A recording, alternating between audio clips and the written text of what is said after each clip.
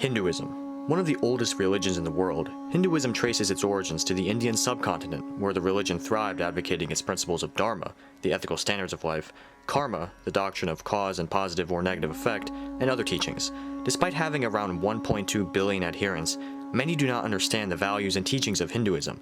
That's why the production crew sat down with Pramod Mathur, a member of the Hindu Temple of Delaware, to uncover not only knowledge about Hinduism, but also to understand his personal journey of faith.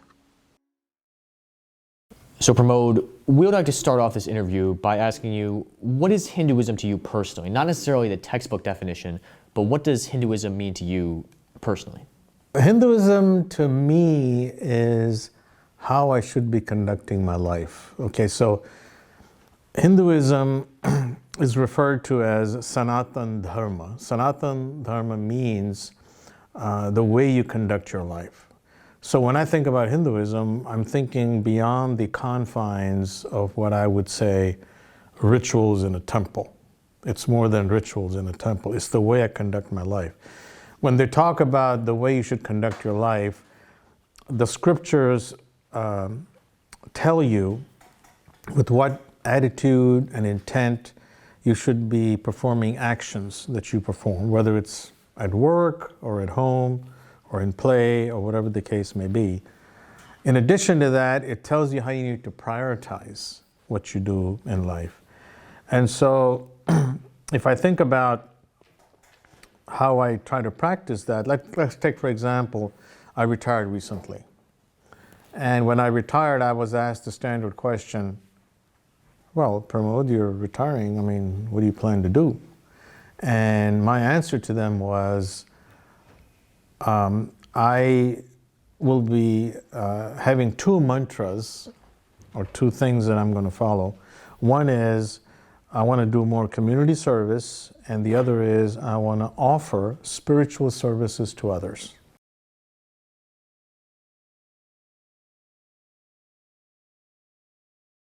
Is Hinduism a polytheistic religion? So, Hinduism is a monotheistic, polytheistic religion.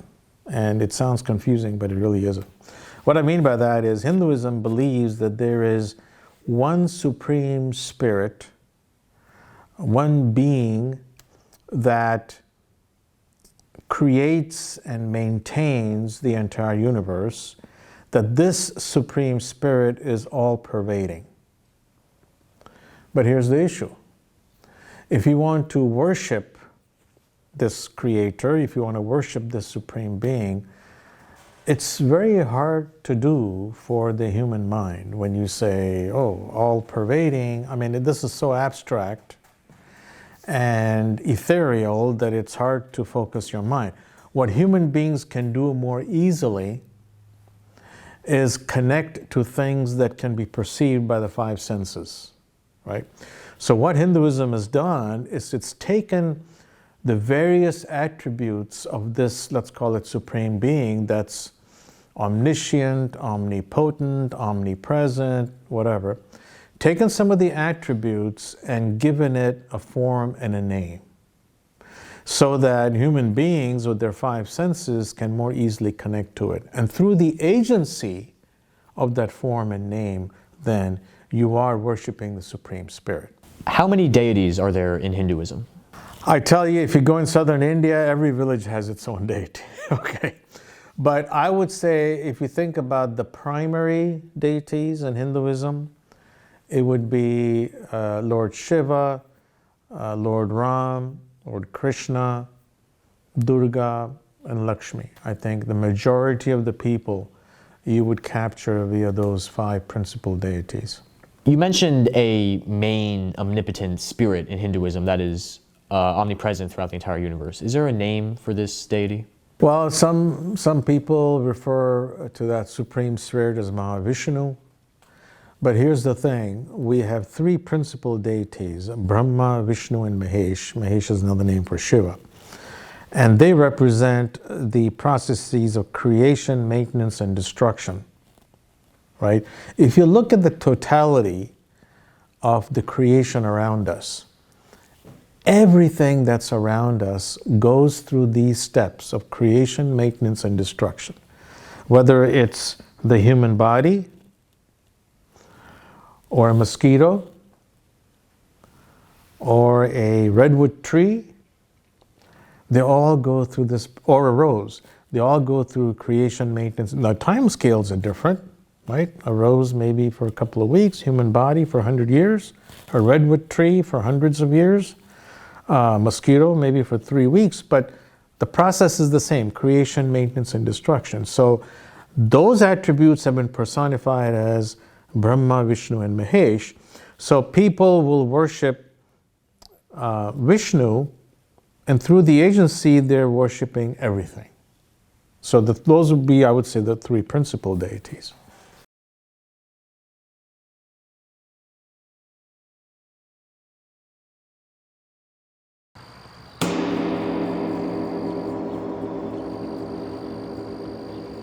So the sound from the gong and the sound from bells that we typically have in the temples, you'll find this to be very common. You'll see a lot of bells inside a temple.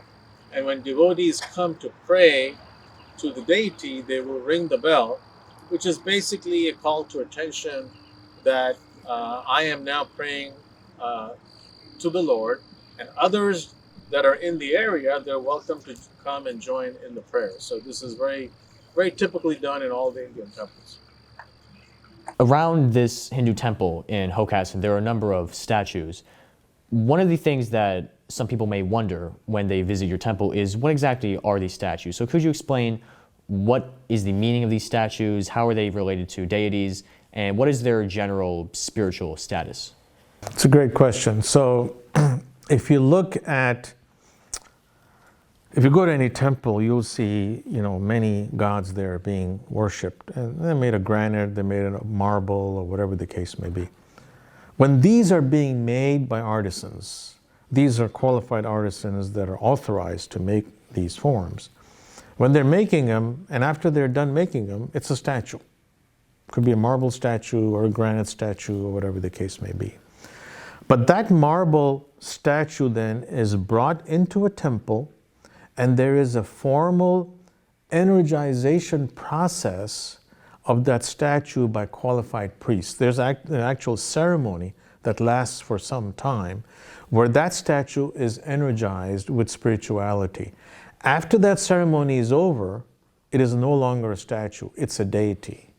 And so that form is now worthy of and qualified for worship. So at that point, even the artisans that have made that form respect that as a worshipable deity and not a statue anymore. Around this Hindu temple, some of the statues are clearly not human. Some of them are animals. Could you explain what are the deities that have animal faces or figures, especially the large statue in the front of the temple? Well, there are this Supreme Spirit that's all-pervading has created human beings. But then who created the animals, and who created the reptiles, and who created the birds, and who created the insects? Well, it's the same Supreme Being. So there is the Supreme Spirit in all living beings. And so in Hinduism, because we have multiple forms of worship and multiple approaches, all of which are authenticated, we have Hanuman, who was actually a monkey in the Ramayana. If you look at the various incarnations of Vishnu, they were in different forms. And so those forms can be worshipped. And in fact, in this temple, you'll find some of those forms. Now, those forms may be there, but if they have not been, quote, energized, then they are just statues that depict those stories pertaining to those characters. But if they're inside the sanctum area, then they have all been energized and they're worthy of worship. So there is a difference there between looking at something externally versus looking at something inside a sanctum.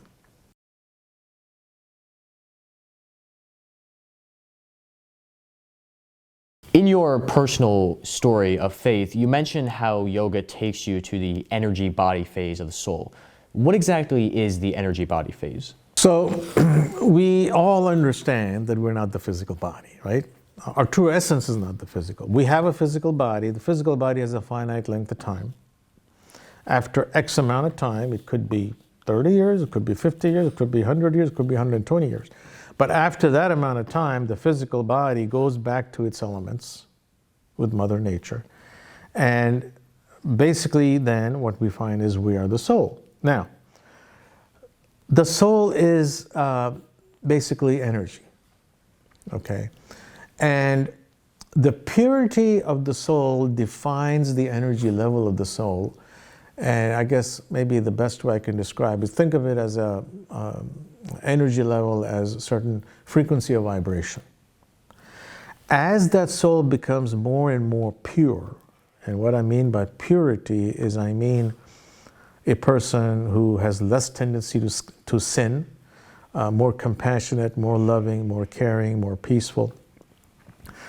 As that soul becomes more and more pure, its energy level gets higher and higher, its vibrational frequency is better, and it's better equipped to go to the higher realms. When you have a demonic mentality, where people sin all the time, its energy level is lower. So when we talk about the energy body, we're talking about something that's within you, that survives death, and the energy level of the body is what we're talking about increasing via personal growth and spiritual growth. One of the main doctrines of Hinduism is the doctrine of reincarnation. Could you briefly explain what exactly is reincarnation? Okay, so it's hard to talk about reincarnation without talking about the law of karma. I think everybody knows what the law of karma is. As you sow, so shall you reap. And I think every religion has that as part of their doctrine, maybe with a different set of words. As you sow, so shall you reap. In Christianity, they say, do unto others as you would have them do unto you. Islam has its sentence, Judaism has its sentence, the Baha'i faith has its sentence, but they're all equivalent, to the same thing. Do unto others as you would have them do unto you, because every action that you take has a reaction that is commensurate with the action. It's sort of like Newton's laws of physics a little bit too. So the basic essence is this: if you do something good, good is guaranteed to happen to you whether you want it or not. If you do something bad is guaranteed to happen to you whether you want it or not. So as we go through life with good and bad, we have a karmic account. It's like a bank account with debits and credits. At the end of the physical body's life, if you have a karmic account, means you have some debits and credits and some reactions that you have not yet experienced. And so that, let's call it memory bank of karma, is what's responsible for the next birth. So over the last 40 years, there's been a lot of, let's call it, scientific work done. It's called the field of thanatology, where they have looked at death phenomena and afterlife and so on and so forth. And they've interviewed thousands of people that have near-death experiences and so forth. And what they find is that a lot of the phobias and biases that people have, they have because of some incident that may have occurred in their childhood. But sometimes it's because of experiences in a previous birth. So this reincarnation thing is basically because of the fact that the karmic account is still alive. As long as the karmic account is alive, one continues to take birth after birth, but throughout that process, they're evolving and getting better and better. And when they get to the point where the karmic account is zero and they're totally connected to divinity, these births stop. That's how the law of karma and reincarnation are connected. Pramod gave some very insightful answers to our questions about Hinduism. But after reading his personal journey of faith more closely, I realized that Pramod's journey to the position he holds today is very unique. Despite not having that much formal education in Hinduism, Pramod became interested in the deeper aspects of his faith and explored various kinds of Hindu literature. I wanted to learn more about Pramod's extraordinary relationship with his conviction, so I decided to give him a call. You did not have that much formal training in Hinduism and its theology, and yet you seem very well versed in Hinduism. So, how did you become so knowledgeable about your faith? Yeah, so it is. I agree. It's kind of a strange journey. It's not what you would normally expect. Basically, I was given a scriptural book in 1980 or so to read by a priest from a temple, and this was actually in Houston, where we're living in Houston. And I got the book, so I decided to read it. And it had a few good pictures in it, had a couple of stories in it, and so forth. And I really liked reading it. So that was volume 1 of about 35 volumes, okay? I mean, because this is a very long scripture we're talking about. But I got so attracted to it, I said, I've got to get the next one. So I got the next one, then I got the one after that, and it kept going. I got all 35, and I read them all. Okay, and then after that, I said, well, I got to read the Gita. So then I got the Gita, and I read it. And I guess maybe you might consider it unusual, because I really got so hooked into it that I kept reading Hindu scripture after scripture over about 10 years or so. Like, so 1980 to 1992, I basically, except for a few, I finished reading, all of the scriptures. Then we were in with my job. I got transferred to West Virginia, and we had little kids, and we also socialized with a lot of other friends who had little kids. There was no Hindu temple there, and so we decided we need to start something for the kids so that they don't get totally ignorant about Hinduism, since there was no other, facility there. So, for some strange reason, everybody in the community appointed me to lead that group to teach the kids. And I was kind of surprised at that, but then I said, okay, let me give it a shot. So I started a monthly, let's call it, spiritual class, initially for kids then, but we also included the parents, because the parents didn't have anywhere to go when we were doing this. So it became a children and parents thing, and it went on for 11 years. Make a long story short, those sessions were every month. The kids, got to the point where they graduated from high school, went on to college, and so on and so forth. And then we moved to Delaware, and then I found out there was a group here that met at home, because the temple was still being constructed. And so they wanted me to lead that. So again, make a long story short, from 1992 until today, which is 2023, for the last, I guess it's about 30 years now, I've been teaching the Gita. And of course, when you teach, you learn more, right? It's just like everything else. So I feel that I'm learning more. In fact, every passing day I'm learning more. But I've read all the Hindu scriptures now. I understand the gist of it. I'm active in the interfaith groups, and that's broadened my learning, broadened my horizon as well. And that's how I became who I am today. And then, of course, I wrote the book a few years ago. So, it's sort of all, come together that way. So it seems like the bulk of your education and your gaining of knowledge in Hinduism was reading books. But I want to know, what stood out about those books and those scriptures to you? Whereas some people might not be interested in it, but why were you interested in it? What made it so enticing to you? Okay, that's a good question, but I left out one important thing that I just thought of. Throughout the last 25 years, I have attended many spiritual sessions by swamis and saints and pastors. I'm talking about in the Hindu religion. I've learned a lot from them. I have been to retreats at ashrams, Hindu ashrams, in the U.S. In several places. I've learned a lot from those as well, and they have kind of augmented all the scriptural learning that I've been doing.